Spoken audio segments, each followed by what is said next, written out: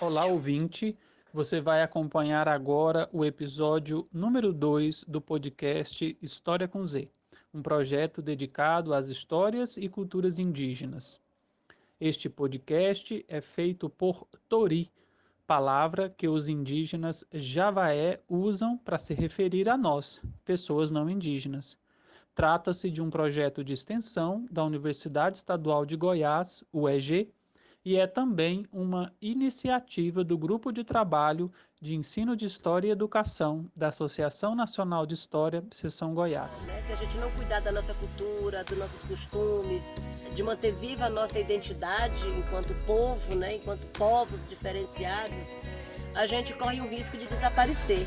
Este programa tem a intenção de ser um momento de formação nossa, aqui da equipe que produz os programas, mas também de você que nos acompanha. Neste episódio, continuamos a ler e a discutir o artigo intitulado A Atuação dos Indígenas na História do Brasil. Revisões historiográficas, da historiadora Maria Regina Celestino Almeida, publicado em 2017. O link para vocês acessarem o texto estará fixado na descrição do episódio. O grão que sai desse estado tem sangue indígena. A carne que sai desse estado tem sangue indígena. Tem sangue de criança indígena. Antes da gente passar para o episódio, é preciso fazer um registro aqui de uma contribuição recebida da professora Ordália Cristina Gonçalves Araújo sobre a discussão que a gente fez em relação à aculturação. Ela pede para fazer o seguinte apontamento. O conceito aculturação faz referência à política assimilacionista de integração dos povos indígenas ao mundo ocidental e, consequentemente, extinção deles como grupo diferenciado. Iniciada em meados do século XVIII com a política pombalina e findada apenas em 1988 com a Constituição Federal, esta concepção permeou a intelectualidade brasileira em função da perspectiva pessimista do inevitável desaparecimento dos indígenas até os anos 70. Constatado o contrário, o crescimento demográfico desses povos, junto com as lutas dos movimentos indígenas, desde então, os instrumentos de análise das ciências sociais, sobretudo da antropologia e da história, passaram por revisões em seus pressupostos teóricos.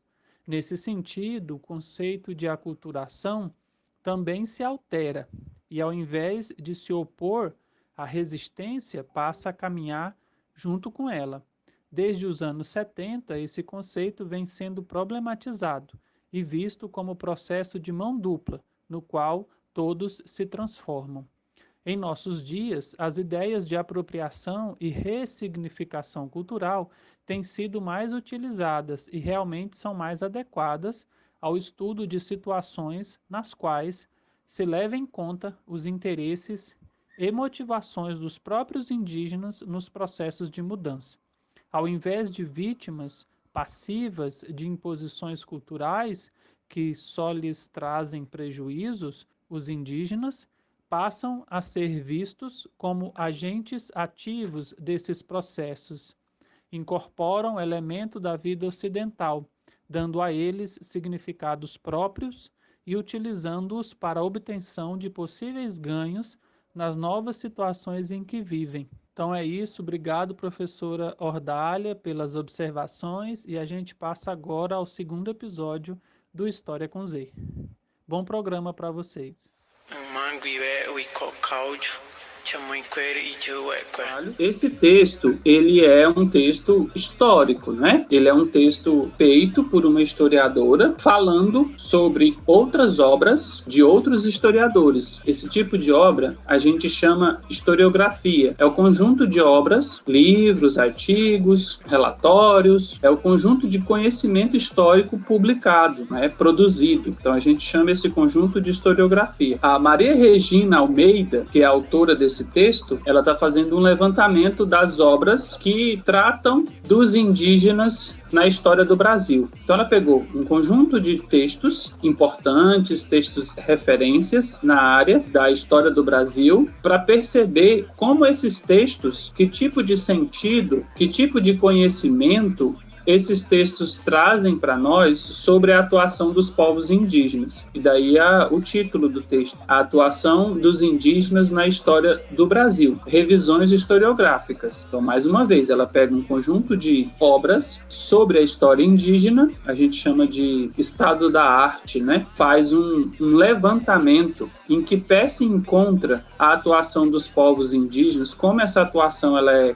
significada, que tipo de sentidos são atribuídos a essa atuação nessas obras. Então, a Maria Regina Almeida, ela faz essa introdução em que a gente viu que o importante nas obras é que os povos indígenas, nas obras de história, né, é que os povos indígenas seja entendido como protagonista do processo histórico. Então, observar o processo histórico a partir da perspectiva dos indígenas como sujeitos. E aí o que ela traz é que quando a gente muda essa perspectiva de observação da história, a gente vai aprender muito mais coisas, não só sobre os indígenas, mas sobre nós, sociedade brasileira. Porque a nossa forma de se organizar como sociedade, ela recebe a influência dos povos indígenas, dos povos africanos, né, dos povos europeus,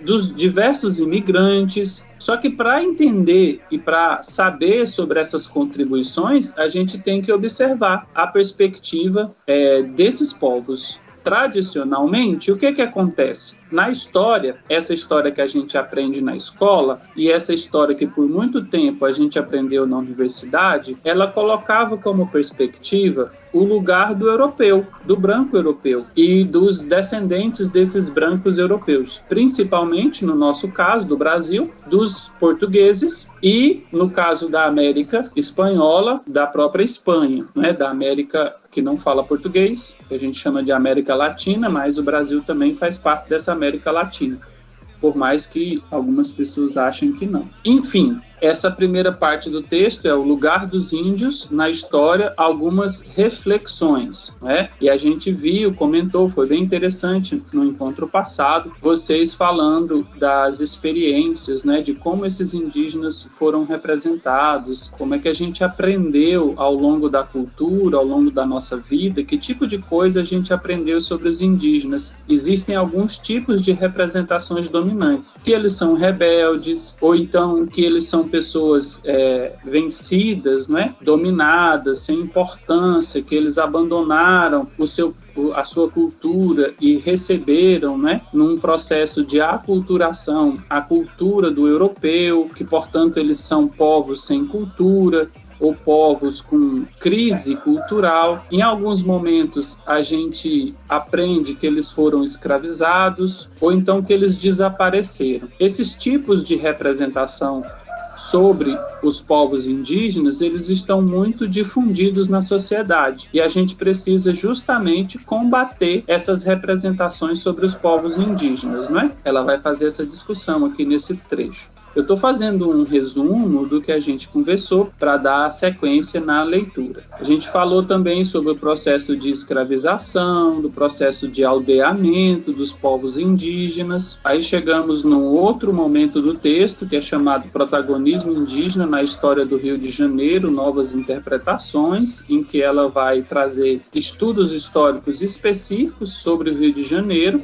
mostrando como esses estudos históricos têm trazido novas informações sobre a relação dos indígenas com os colonizadores, e aí um subitem dessa seção é guerras indígenas e guerras coloniais, em que a gente viu como foi importante para os colonizadores portugueses fazerem alianças com alguns povos indígenas, porque por meio dessas alianças, os portugueses, eles não precisavam lutar, os próprios indígenas lutariam entre si. Então, essas alianças com os indígenas foi muito importante para os portugueses efetivar o projeto de colonização. E também a gente viu ao longo do texto desse momento que a colonização do Brasil, naquele primeiro momento, lá no século XVI, só foi possível, né, século XVI e XVII, só foi possível porque havia indígena no Brasil, que os portugueses, o número de portugueses era muito pequeno para poder povoar e colonizar todo o território brasileiro, que no início eles nem tinham noção da extensão territorial dessa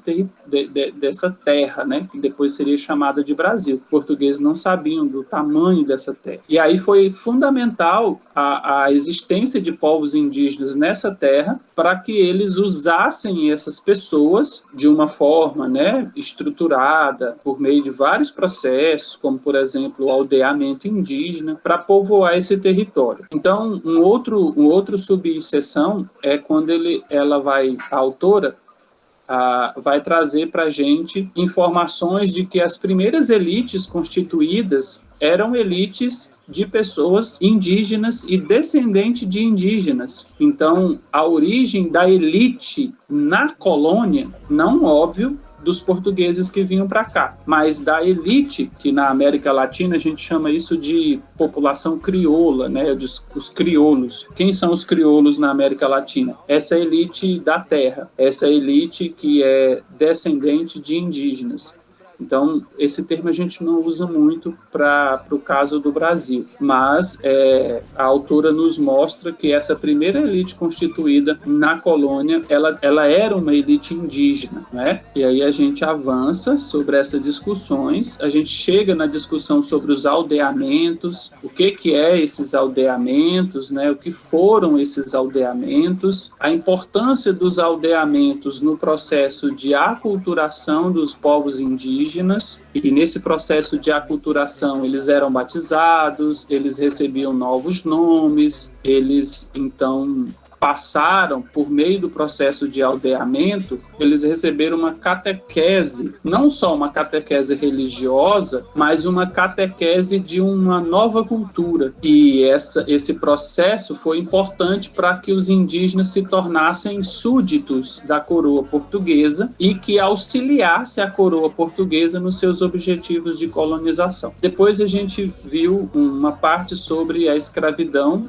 e o trabalho indígena. Essa parte ela é muito importante porque uma das representações mais consistentes e muito errada que a população brasileira tem dos indígenas é que eles são preguiçosos, não é? E aí, para a gente combater esse preconceito de que os indígenas não gostam de trabalhar, que eles são preguiçosos, a gente precisa aprender historicamente sobre a importância do uso da força de trabalho dos povos indígenas nesse primeiro momento da colonização. Então, para a gente combater o preconceito de que os povos indígenas são preconceituosos, a gente precisa aprender sobre a importância da força de trabalho deles no processo de colonização. E aí, eu penso que a gente parou aqui na extinção das aldeias coloniais e apagamento de identidades indígenas de meados do século XVIII ao XIX.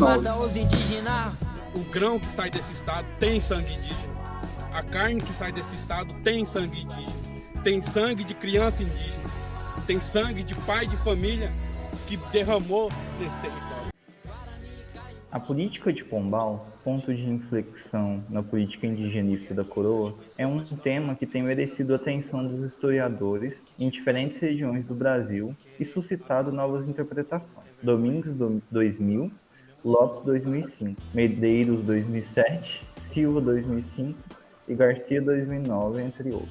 A nova legislação foi aplicada de diferentes formas conforme as especificidades locais e as características dos grupos indígenas para os quais se dirigiam, tendo encontrado reações diversas por parte destes últimos. Se muitos resistiram, outros colaboraram e souberam valer-se da lei para assegurar possíveis ganhos. Essas ideias evidenciam-se em pesquisas nas quais a política indigenista de Pombal é analisada de forma articulada às políticas indígenas que contribuíam para delinear seus rumos. Se houve rupturas em relação às políticas anteriores, houve muitas continuidades, as quais cabe destacar a manutenção dos direitos dos índios aldeados às terras coletivas das aldeias que, em algumas regiões, passaram a ser disputadas nesse período. Aí ela está falando sobre essa questão da própria política indigenista e como muitos indígenas também, eles utilizam e eles interpretam a política da forma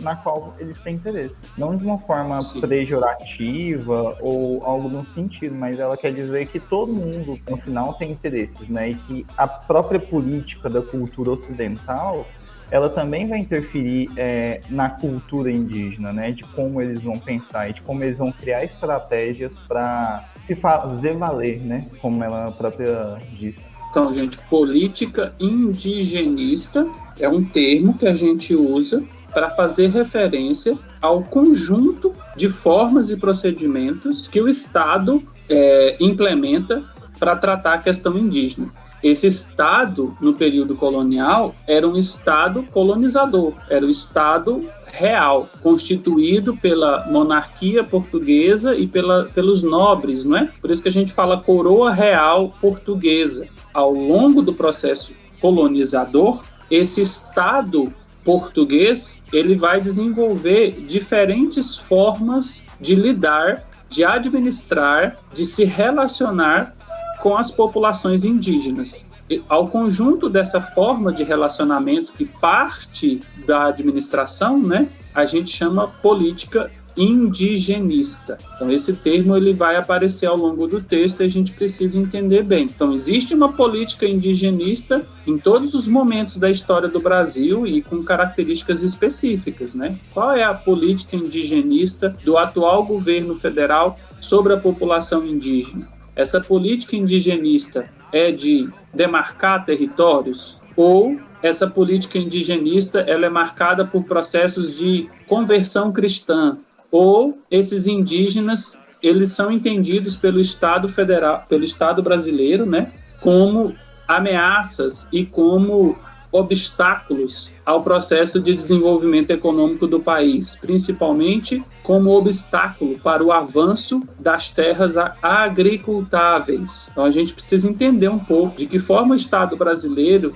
atualmente se relaciona com os povos indígenas, em linhas gerais. Quando a gente entende essas linhas gerais, a gente entende a política indigenista.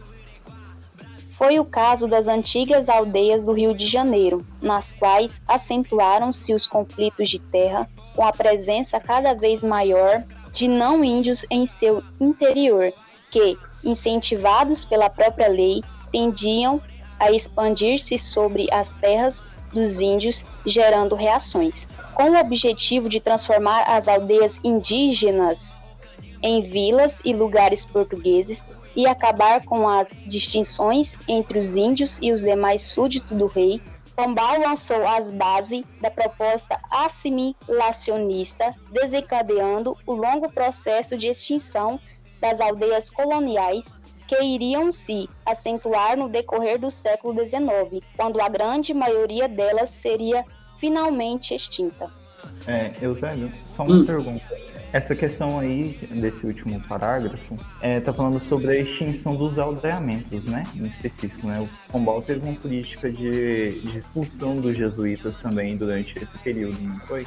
Ele tem os jesuítas vão se apresentar como uma ameaça aos interesses do Estado português. Por que ameaças? Os jesuítas são, né, até hoje, uma ordem católica, uma ordem religiosa, né? E uma das características dos jesuítas, cada ordem, ela tem uma espécie de uma identidade que a caracteriza, uma marca, né? A marca que caracteriza a ordem jesuítica é o desenvolvimento intelectual. Então, os jesuítas, até hoje eles têm colégios, escolas, universidades, e eles estimulam muito o desenvolvimento intelectual dos seus irmãos, né? Então, eles se colocam nessa missão de alfabetizar, de dar educação para as pessoas. E isso eles fizeram nesse período histórico, né, ao construir as aldeias. O que eles fizeram nessas aldeias? Eles formaram alguns indígenas como professores, para que esses professores pudessem ensinar outros indígenas, e esses indígenas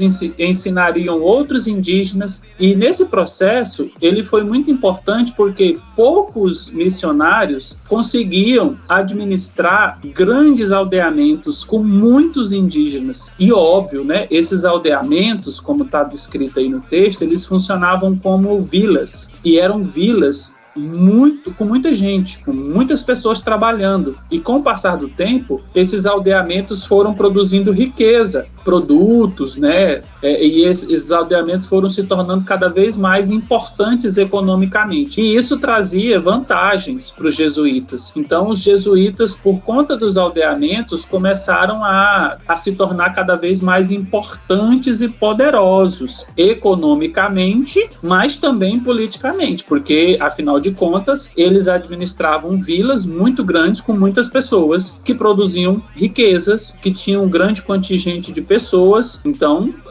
começou a concorrer com o poder da coroa portuguesa na colônia. Por isso, esse fato, né, do Estado português expulsar os jesuítas das suas colônias, que o Juan fez referência. Então, o principal aí é transformar as aldeias indígenas em vilas e lugares portugueses e acabar com as distinções entre os índios e demais súditos do rei. Lembra da política assimilacionista? Então, assimilar os indígenas como súditos do rei. Então, transformar, entre aspas, né, os indígenas em portugueses colonizados, né? Pessoas que eram súditas do rei de Portugal. É até interessante a gente observar isso também, porque essa política indigenista, como o Eusébio disse, ela foi uma das principais causadoras, digamos assim, da extinção, entre aspas, mas dessa mistura e do desaparecimento, por exemplo, de algumas etnias, né?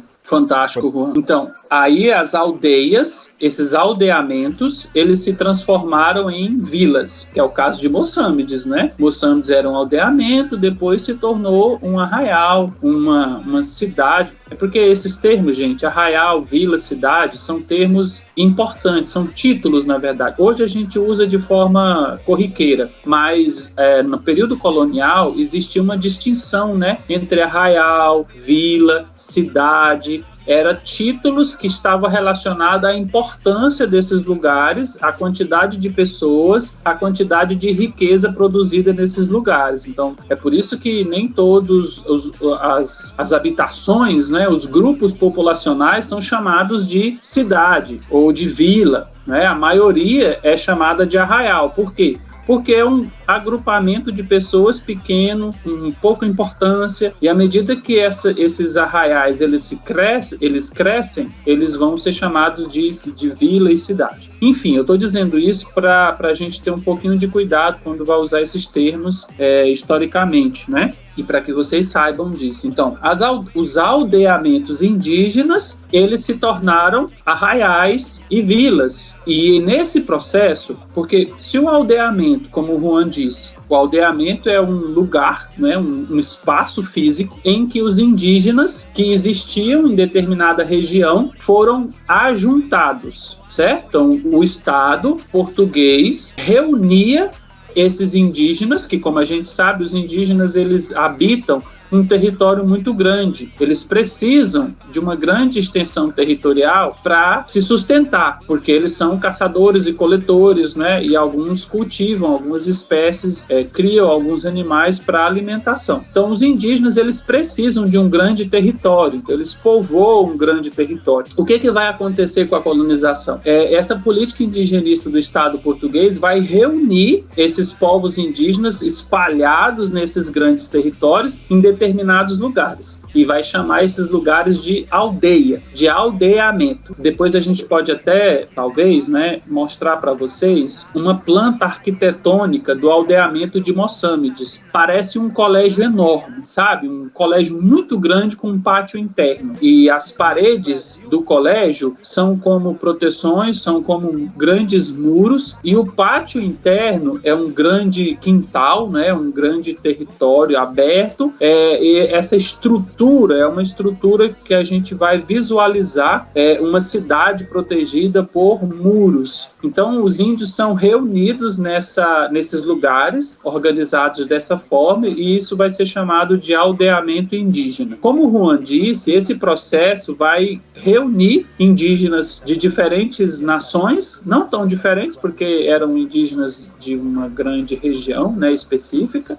Enfim, esses indígenas eles vão se deslocar do seu lugar original para fazer parte desses aldeamentos. E lá nos aldeamentos eles vão estudar, eles vão ser batizados, eles vão aprender novos valores, que são os valores portugueses. E isso, essa assimilação, que também é um processo de aculturação, vai transformar esses indígenas em súditos. E aí vai se perder, é como se, ao se transformar em súdito, o passado indígena e da cultura desse passado vai se apagar. E aí a consequência disso ao longo do tempo é que a impressão que se tem é que os indígenas sumiram, mas na verdade eles não sumiram, eles foram aculturados e eles estão na base da sociedade brasileira, da formação da sociedade brasileira. Uma das bases, né? Porque uma outra grande base vai ser o conjunto dos escravizados, né? Africanos, não é, Juan? Sim, exatamente. E dentro a gente conseguir ter um exemplo mais próximo aqui sobre os aldeamentos e como funcionavam esses aldeamentos, tem o exemplo da Damiana da Cunha, que tem diversos trabalhos acadêmicos sobre ela. E no portal Os Brasis e Suas Memórias, por exemplo, a gente vai ter uma pequena biografia dela e eu estava pesquisando aqui. E daí vai falar que ela nasceu em 1779 e morreu, o falecimento dela, né? Ocorreu em 1831. E daí ela era da etnia Caiapó, mas ela foi uma pessoa que os jesuítas conseguiram catequizar, né?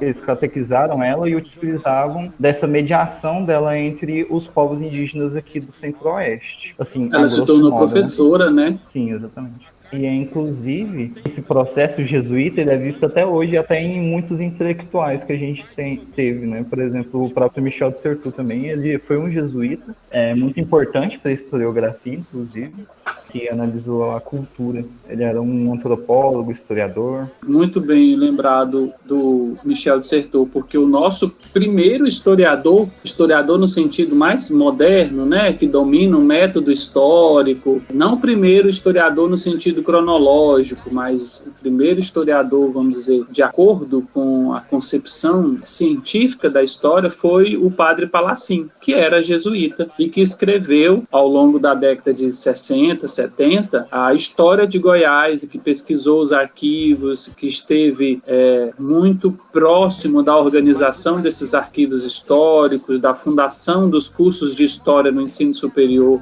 em Goiás, e também era jesuíta, né? O padre Palacim era jesuíta. Vamos continuar a leitura?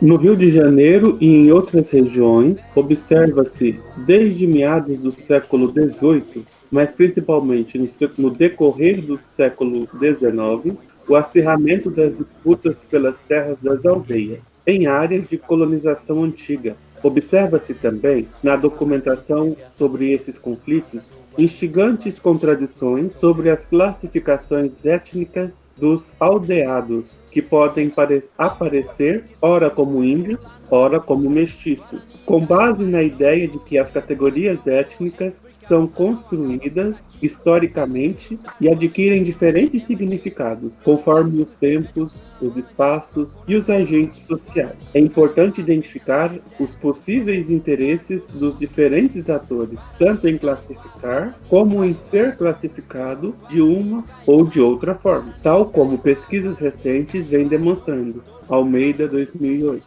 Trata-se de pensar como afirmou Bocara, que as disputas por classificações étnicas devem ser vistas como disputas políticas e sociais. Bocara 2000. Afinal, ser ou não ser índio podia implicar perdas e ganhos políticos, econômicos e sociais. Muito bom, Lázaro, sua voz de locutor de rádio. Você disse que queria voltar nesse ponto, Lázaro, sobre que você leu, né, sobre a classificação étnica dos aldeados, podiam aparecer uma hora como índio, outra hora como mestiço. Você quer comentar alguma coisa sobre isso? Eu queria entender melhor, né, porque foi uma coisa assim muito vaga. Né, como índio, como mestiço, qual a categoria que eles usavam para esse tipo de classificação? Como consideravam uma pessoa como índio ou como mestiço?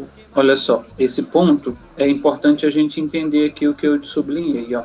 A mesma pessoa pode ser ora classificada como indígena, ora como mestiço e às vezes até como branco. Quando eu falo branco, eu estou fazendo referência ao europeu português, que estava aqui na colônia, né? Que vinha para cá para assumir alguma responsabilidade, para fazer alguma coisa, para se tornar um funcionário da coroa, ou para tentar produzir riqueza, né? Como se fossem empresários, né? Eles vinham para ganhar a vida e produzir riqueza. Então, essas pessoas a gente chama de branco, tá? São essas pessoas que são portuguesas, que estão aqui na colônia, participando do processo de colonização. Então, o que acontece é que esses indígenas, dependendo da situação e dos interesses em jogo, eles são ora colocados como mestiços, ora como indígenas. E aí o Lázaro fez essa provocação, né? Como é que a gente entende isso? Bom, veja bem, as terras dos indígenas estavam sob disputa. Colonizadores, eles queriam se apossar da terra. E para isso, eles teriam que ou negociar com esses indígenas, negociar no sentido de trazê-los, né, de domesticá-los, de transformar esses indígenas em súditos, para que esses indígenas aceitassem os valores e trabalhassem a favor do Estado português e não contra. E quando os indígenas resistiam, o Estado português usava a força do próprio Estado ou a força de outros indígenas. Por exemplo, vamos pensar uma situação concreta aqui, num arraial. Se eu sou um colonizador e eu quero tomar uma terra, eu quero a posse de uma terra que é de um povo indígena, de uma etnia indígena, eu vou chamar esse povo de índio, de indígena, porque eu vou dizer, eles são outro, eles não são portugueses, eles não são súditos da coroa. Mas se eu sou um indígena e se eu tenho relações com o Estado português, eu vou achar muito mais interessante eu ser chamado e eu ser mestiço do que eu ser indígena, porque se eu for chamado de mestiço, se eu me entender como mestiço, quer dizer que eu não vou estar tão longe dos interesses de Portugal, que eu não vou ser confundido com um inimigo de Portugal. Então, essas características, essas classificações, esses termos, índio, mestiço, branco, ele vai variar. Não é uma coisa como acontece hoje, né? Que eu olho para uma pessoa e a partir da cor da pele da pessoa, eu classifico ela como preta imediatamente. Não, hoje, essa relação entre a cor da pele e eu chamar a pessoa de preta é uma reação imediata. Mas, quando eu retrocedo no tempo, essas classificações, elas mudam, tá? Dependendo do conjunto de interesses, essa pessoa que tem a cor preta, ela pode ser entendida como, não só como preto, mas ela pode ser entendida como parda, como mestiça, como crioula, como mulata, e às vezes até como branco. Então, essas classificações, elas vão se dar de acordo... Olha, vamos olhar aí o que o Bocara escreveu. Ó. Esses termos, eles se dão de acordo... Essas classificações étnicas, índio, mestiço, deve ser entendido a partir dos interesses políticos e sociais, e não como a gente faz hoje. Hoje nós já aprendemos a sociedade, né, a associar características físicas e termos, expressões de forma imediata. Mais ou menos, se a gente for pensar um pouquinho sobre isso, a gente vê que não é tão imediato assim, né? Mas, enfim, só a título de explicação aqui, hoje funciona de uma maneira mais imediata. Mas, na colônia, não era assim que acontecia. O mesmo povo, ele, dependendo dos interesses e da relação com o Estado português, ele poderia se colocar como indígena ou como mestiço. Era isso, Correto. Lázaro? Era exatamente isso daí mesmo. Que na leitura quando eu fiz a leitura ficou um pouquinho confuso na minha mente, mas é isso aí mesmo. Essa definição do Bocara é muito importante, ó. Vamos, próxima pessoa, fazer a leitura. Essas disputas tão evidentes nos estudos sobre etnogênese da atualidade podem ser identificadas também em conflitos de terra nas aldeias indígenas do passado, desde meados do século XVIII. Os discursos sobre o desaparecimento dos índios que, misturados à massa da população, teriam se tornado mestiços e, como tais, não teriam mais direito à terra coletiva garantida pela legislação, foram essenciais no processo de extinção das antigas aldeias coloniais. Frequentes por parte de autoridades e colonos interessados em extinguir as aldeias, essas afirmativas eram contrariadas pelas atuações dos aldeados que, considerados ou civilizados e misturados à massa da população, seguiam vivendo nas aldeias e reivindicando antigos direitos que lhes eram assegurados pela identidade indígena. De modo geral, foi esse o processo de extinção das antigas aldeias, tanto no Rio de Janeiro como em várias outras regiões do Brasil. Processo lento e gradual que se desenvolveu com muitas disputas entre os índios, as câmaras municipais e os moradores. Carneiro da Cunha, 1992, Silva, 1996, Almeida, 2008.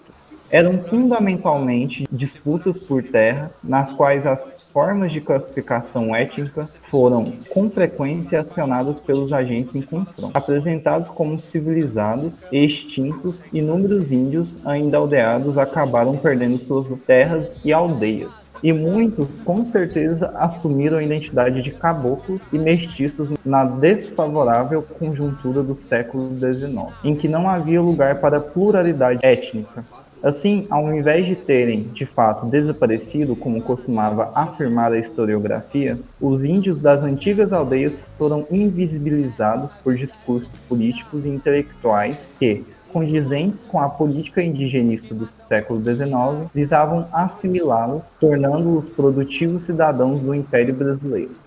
Aqui a gente tem a oportunidade de aprofundar aquela dúvida, aquela questão que o Lázaro trouxe, né?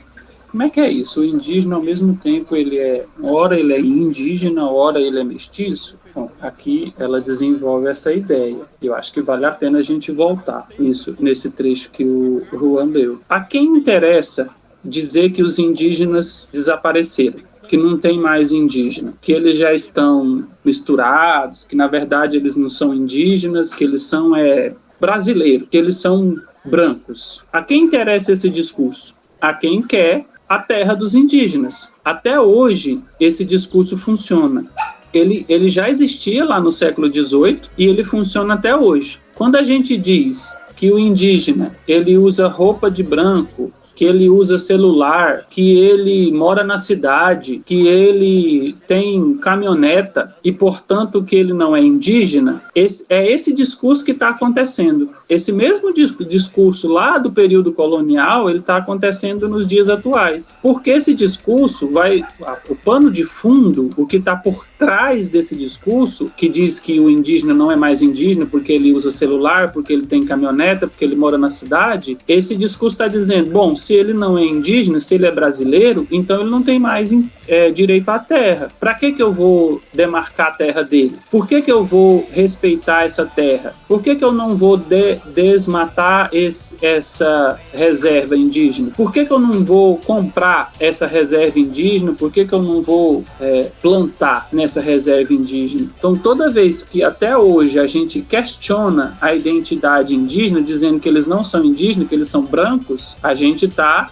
querendo ou a gente está incentivando uma disputa pelos direitos indígenas, pela existência ou não desses direitos, pela legitimidade ou não desses direitos.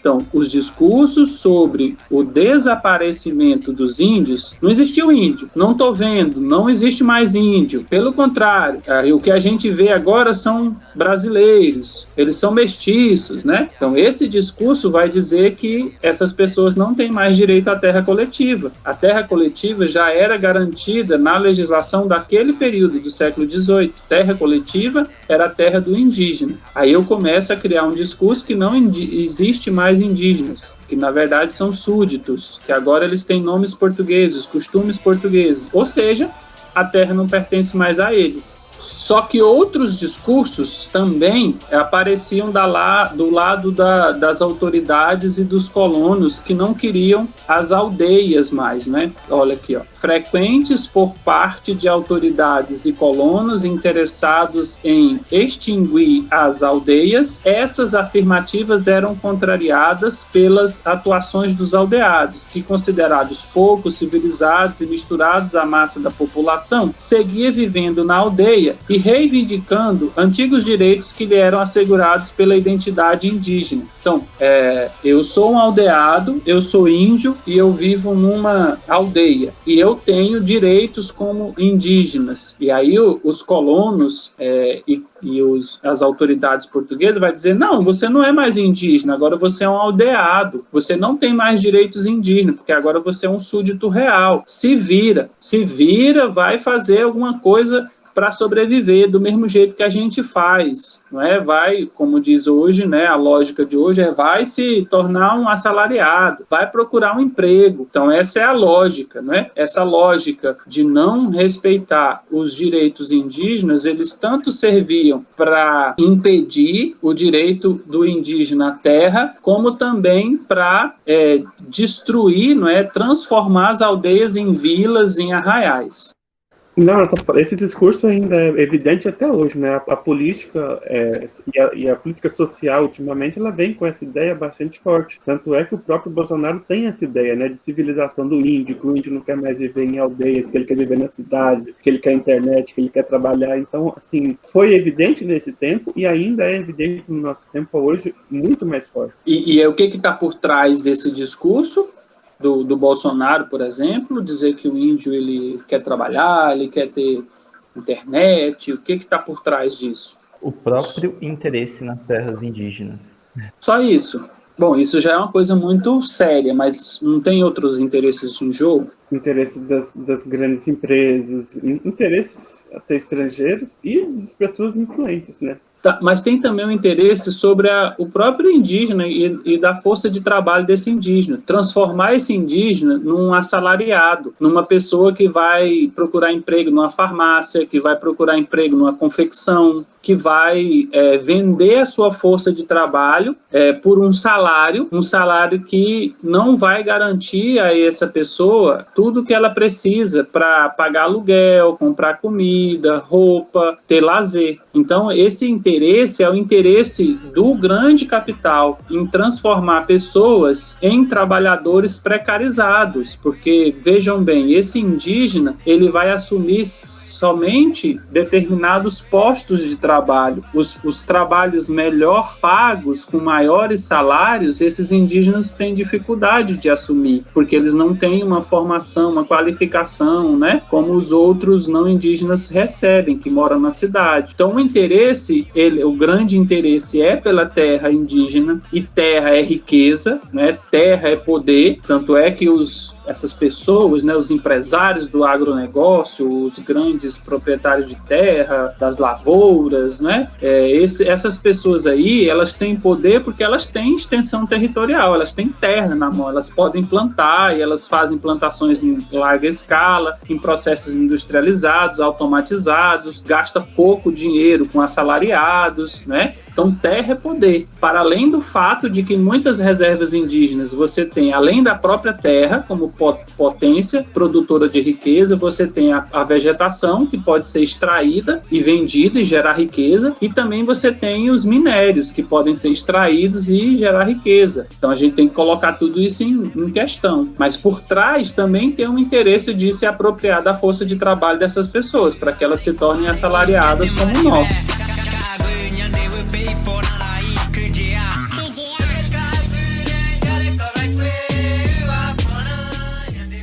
Não é de estranhar, portanto, que vários deles estejam ressurgindo hoje, por meio dos movimentos etnogêneos da atualidade. Oliveira, 1999. Ao assumirem suas identidades indígenas em busca dos direitos garantidos pela Constituição de 1988, muitos desses grupos buscam suas origens nos antigos aldeamentos extintos, no século XIX. A partir dessas atuais leituras sobre as trajetórias dos índios desaparecidos, fica fácil compreender como povos declarados extintos no século XIX tornam-se hoje cada vez mais presentes e atuantes no cenário político e acadêmico do país.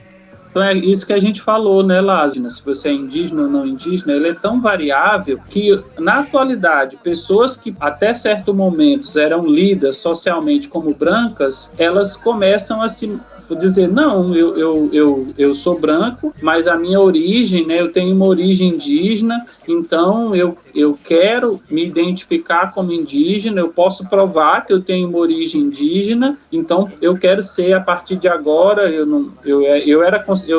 dizia que eu era branco porque eu não tinha consciência, eu não via nenhuma vantagem em ser identificado como indígena. Agora eu tenho consciência da minha origem, essa etnogênese, tá? Etnogênese, origem, né?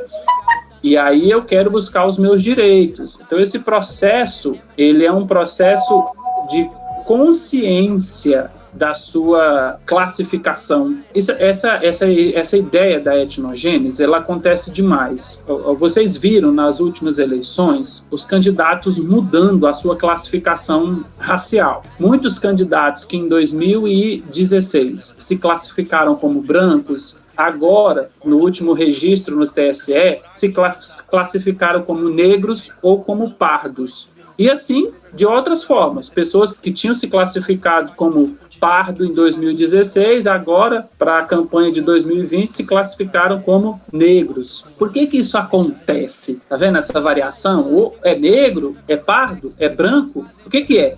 Então, essas mudanças na forma de se classificar tem a ver com os interesses em jogo, tem a ver com as vontades em jogo. Elas indicam para a gente interesses. As pessoas que eram consideradas, né, que se consideravam brancas ou pardas, dependendo dos interesses, elas vão se considerar indígenas e elas vão se considerar negras. Isso está errado? Não está. Porque se é direito da pessoa, se por acaso ela não tinha consciência da sua negritude, da sua origem quilombola, e ela passa a ter, e o fato de que eu tenho uma origem quilombola, eu vou ter direito à terra, isso não é uma vergonha, não é uma coisa errada, não é uma desvantagem. Eu não vou ter que... Não é correto eu julgar uma pessoa. Ali, ó, há 4 anos atrás, essas pessoas não diziam que eram quilombolas. Agora está todo mundo falando que é quilombola. Que história é essa? Uai,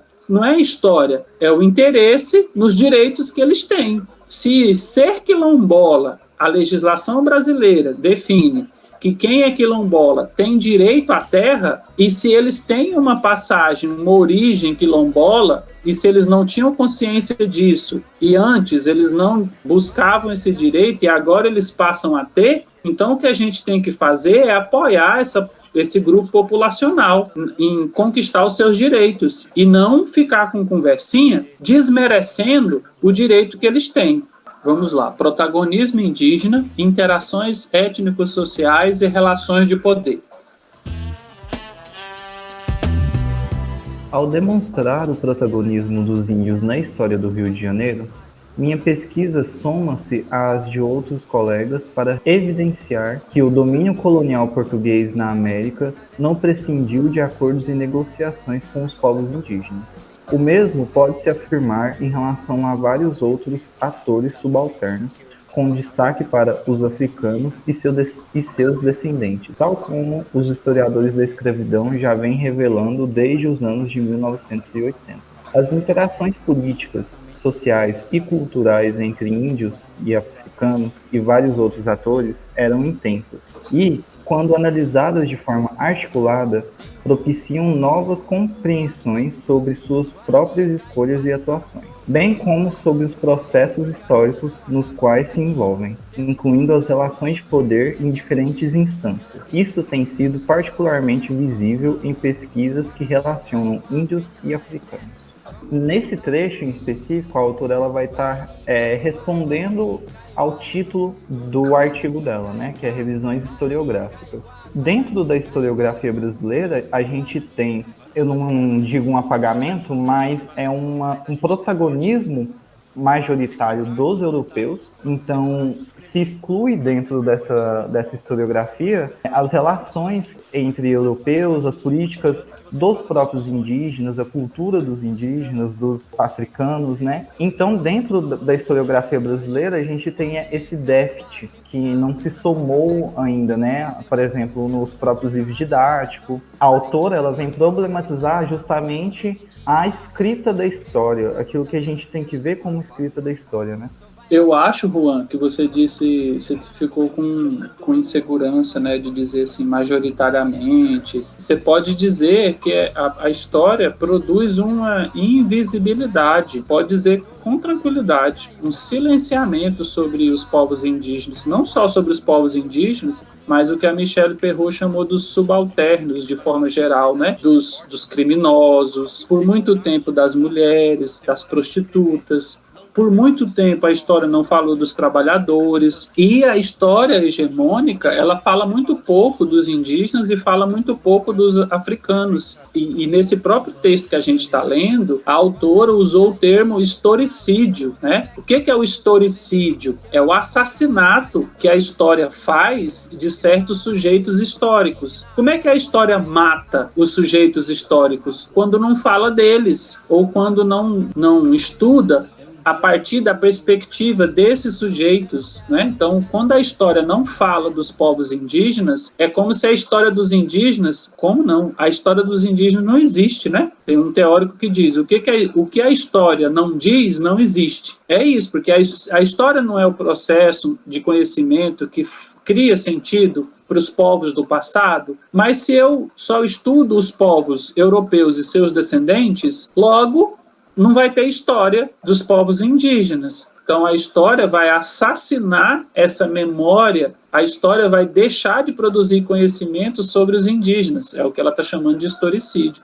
Então eu acho que você pode sim usar um termo, inclusive mais radical, né? Você pode sim, a gente pode sim dizer que a história, ela invisibiliza, ela exclui a determinados sujeitos históricos da condição de protagonista do seu próprio processo, né? E ao fazer isso, ela produz silêncio, ela produz invisibilidade. Eu vi que o Juan ficou cheio de dedos, assim, para falar. O pior é que eu fiquei mesmo.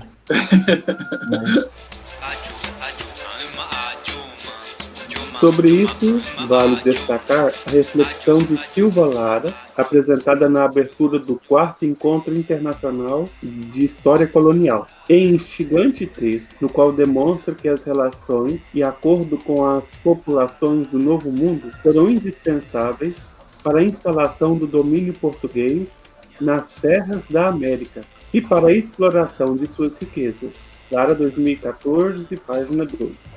Abordando os complexos e indispensáveis acordos do rei de Portugal com os africanos na colônia e na África, alguns dos mais recentes estudos da história indígena, a autora evidencia a importância do diálogo político entre os agentes da colonização, os africanos e os índios, sem o qual o domínio colonial não poderia ter se estruturado e se mantido ao longo dos séculos. Lara, 2014, página 8. e vai além, ao afirmar que esse diálogo deve ser compreendido levando-se em conta os significados próprios que os atores subalternos atribuíam aos acordos.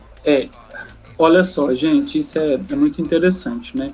Se hoje a gente sabe, estudando o passado, para a gente entender a colonização da América, a gente precisa saber como que os colonizadores europeus se relacionaram, tanto com os indígenas quanto com os africanos. Hoje a gente sabe disso estudando o passado. Essa informação, ela ainda não está presente na maioria dos livros didáticos. Então, essa informação histórica, ela ainda não está presente, ela ainda não circula nas escolas. É um processo que a gente precisa estimular e cobrar, não é? Que esses livros didáticos, eles se atualizem em sintonia com as novas pesquisas históricas. Mas, veja bem, se hoje é possível saber disso, no passado, lá no período da colonização, as pessoas eram sabedoras disso. À medida que elas produziam seus documentos, isso ficou registrado. Aí eu pergunto para vocês, por que a partir de certo momento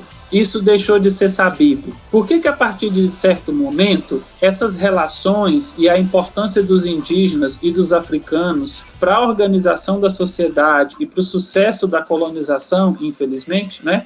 Por que isso deixou de ser dito? O fato de não falar sobre isso contribui para qual visão da história? Para o fato de não falar sobre isso, da gente não saber da importância dos indígenas e dos escravizados para o sucesso da colonização portuguesa, favorece a quem e favorece como? Vamos falar um pouquinho sobre isso? Um tempo atrás, eu fiz um trabalho para matéria de didática dentro de uma professora minha, né, que ela pediu pra gente. Um ponto importante dentro da historiografia, falando assim de livro didático, por exemplo, né? Um ponto importante é que os livros didáticos hoje, eles ainda têm uma influência muito grande do final do século XIX, do começo do século XX, que é justamente uma história mais ligada ao positivismo, né? A história dos grandes feitos, dos grandes heróis. Então, é uma história que favorece esses grandes heróis, entre aspas, né? Para justamente contar uma história invisibilizada dos indígenas, né? Coloca os indígenas em determinado momento, mas não coloca eles como atores e agentes também políticos dentro dessas relações da colônia, no meu caso.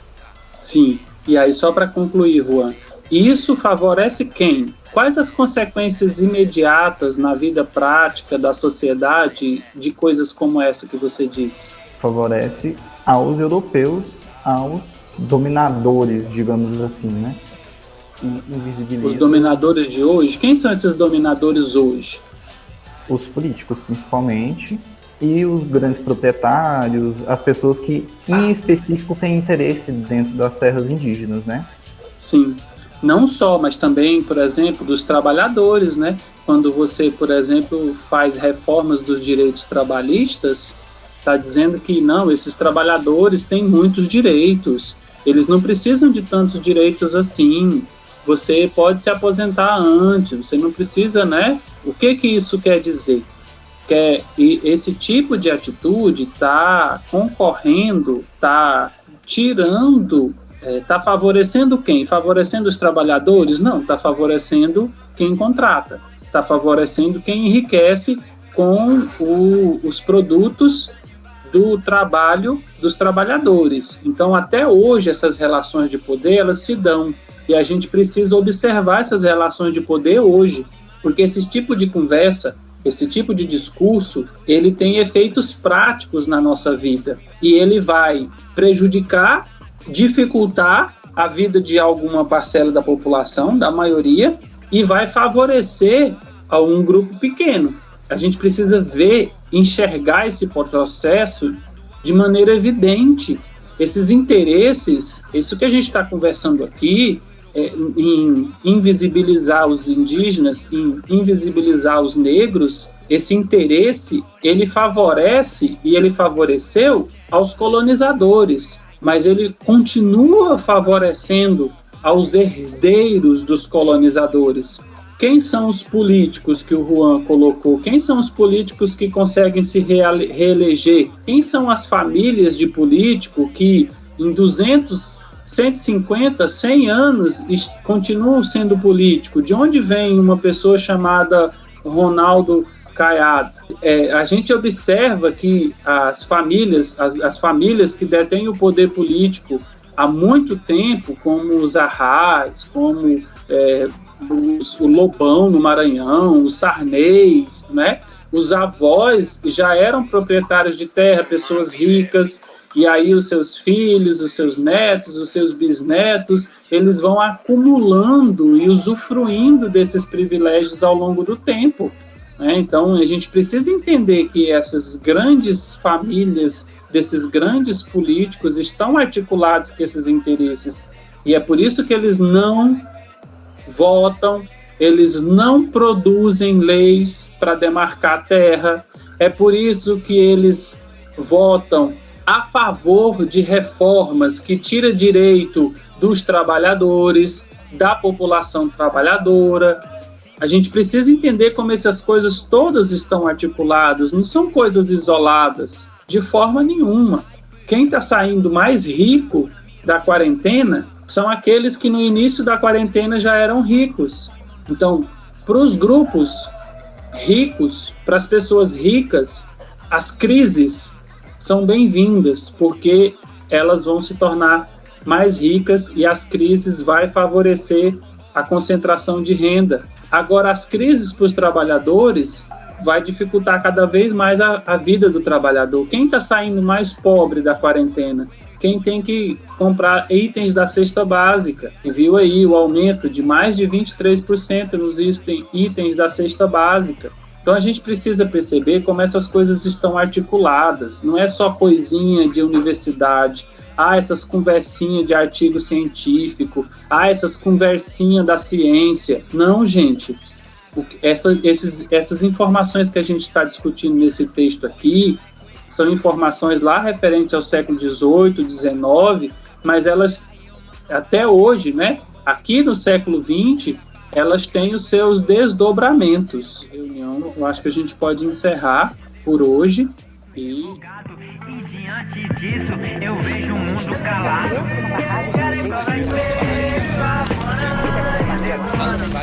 São os eventos dramáticos dessa sexta-feira.